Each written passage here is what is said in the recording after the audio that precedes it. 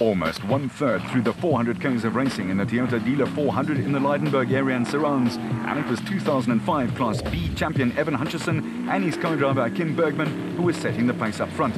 They were chasing the special vehicle title with just 1.5 races to go. With Grobler and Jordan in exactly the same position, chasing their teammate Duncan Voss at the top of the table.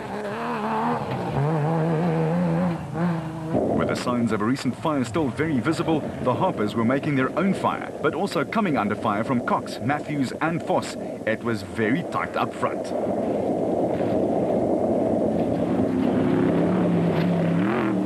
And if you could cut a corner, you did.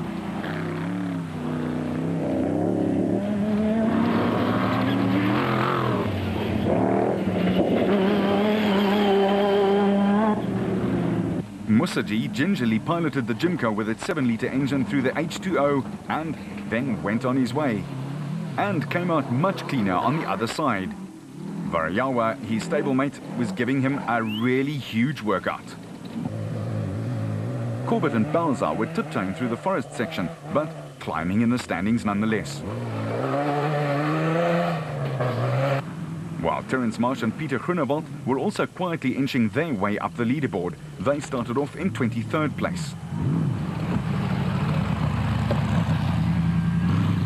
Harkis and Moore dropped some weight on their Ford Racing Ranger, and it seemed to help. They were rocketing up through the field. They'd hit something solid after having to reverse away from Gibson, who had got stuck.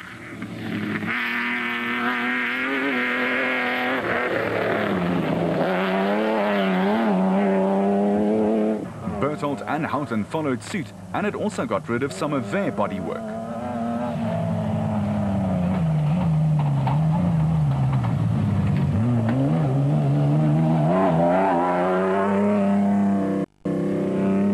Alberts and Costain had repaired the first of a few punctures and were on their way again, but were destined to retire soon due to more troubles.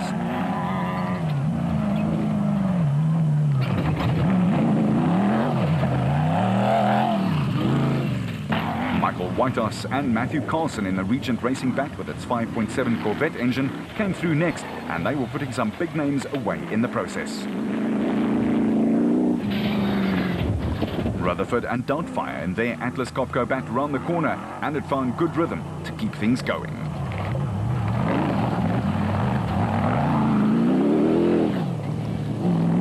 Brother Henry and Maurice Matten were going well, but the Good Samaritan came out in Henry when he stopped to pull out Ivar Tollefsen and VZ van Zyl, despite his misgivings about the terrain.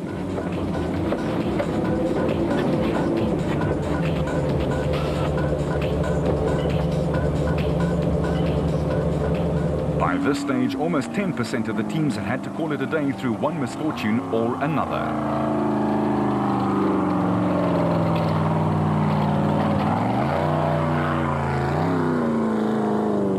BB Auto Nissan team with Arnold Duplessis and Johan Knox aboard was solid and up into the top 15 in the production car class. A fine drive.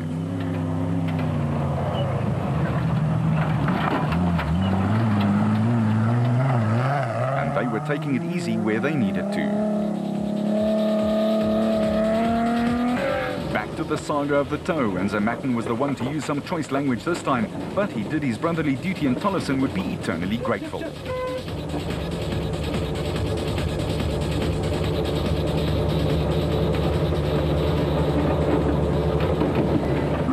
Winner earlier in the season, Herman Sulwant was gunning along with Tony Kaywood and his co-driver in their Zarko.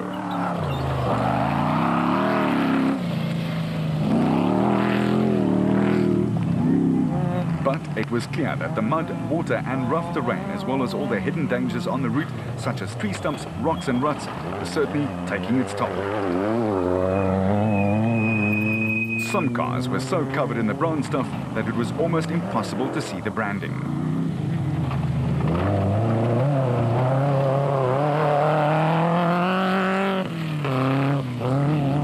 Zermattens, who hold the world record for the most consecutive finishes in motorsport, had company and meekly let a Rubicon team by.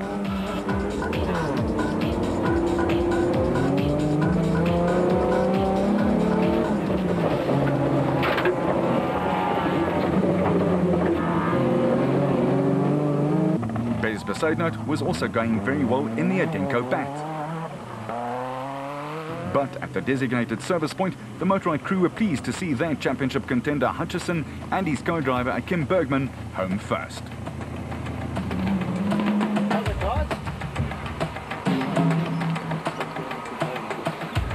The former champion was upbeat and pleased with a complete and professional performance.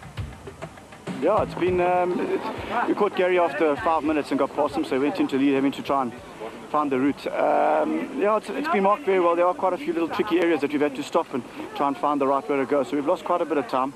But I think hopefully we haven't left too many tracks for other guys to follow. No problems with the car. Nice route. The conditions are good. It's nice and tacky, not too slippery. I think we're off to the forest now to go and do those rally stages, and I think that could be quite tricky. So we're going to have to be quite careful there. But we've got a little bit of a gap, and we'll use that to just take it easy through the forest.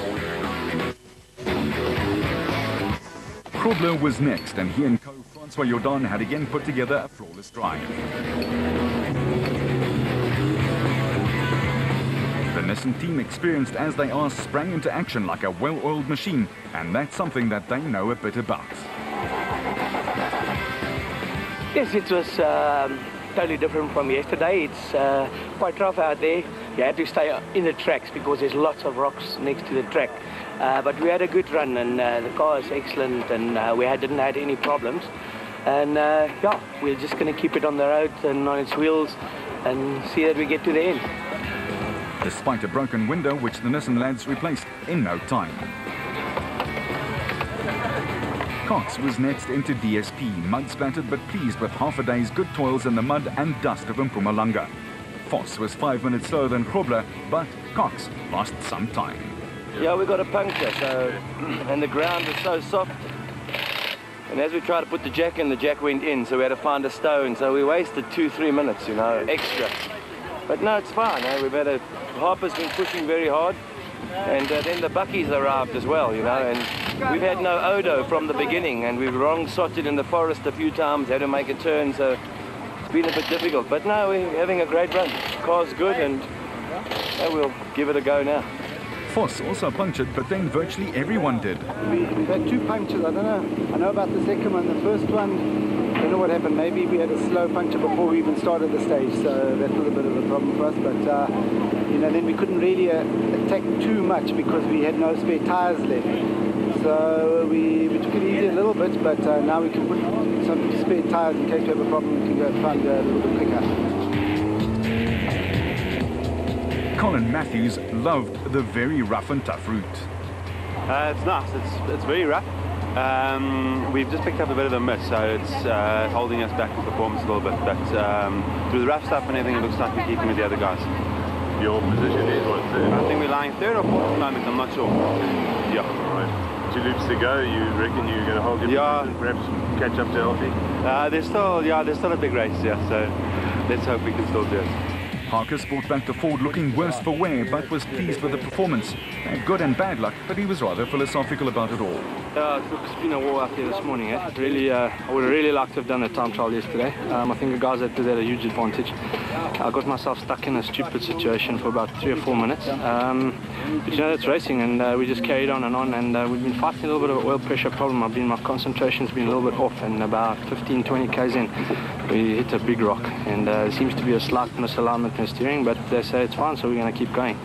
And right at the end, in the last section here, we seem to have got a birthday present. You know, a whole lot of guys have got lost, and it's really fallen into our hands, especially a whole lot of frames. You know, they're very difficult to get past in the forest section, so you know, you need a bit of luck in this racing. And so far, we had a bit of unluckiness, but we're not looking too bad. It's part of the race. Bevan Berthold was pleased with his day's work, but those red eyes told the story. It's really rough out there. We've had some excellent races. We passed the Nissan this morning early, and then they got a puncture. Then we got a punch, they passed us back. That was after the Ford. We took a wrong turn, got past, we were chasing him, and we hit a rock in his dust. Smashed the wheel, got out, fixed it, carried on going. 100 meters, bang, the back wheel's also smashed. Get out, change it again. So we've lost a lot of time fixing these wheels. The car's going very, very well. And it's still a long race, so hopefully we can get a podium and bring it home. While Toyota manager Wami Haddad's men were scurrying to repair and restore, the Nissan Navara in the Century Properties pits was getting some TLC as well.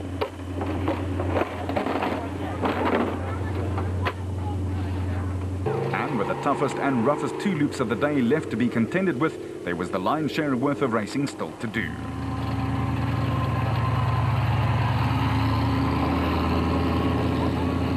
After a quick drink, a bite to eat and a good clean of the windscreen and numbers for visibility, it was off to war again.